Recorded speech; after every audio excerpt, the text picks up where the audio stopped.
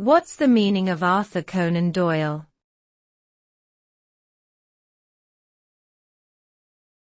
Arthur Conan Doyle.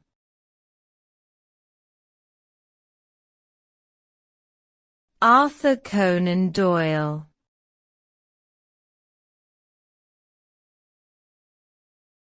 Arthur Conan Doyle.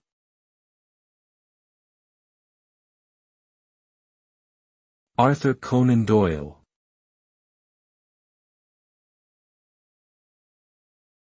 Arthur Conan Doyle was a British writer and physician born in 1859 and passed away in 1930. He is best known for creating the character Sherlock Holmes, a fictional detective who has become a household name worldwide.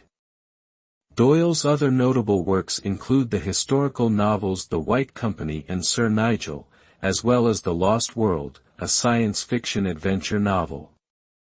He also wrote non-fiction works on spiritualism and the First World War.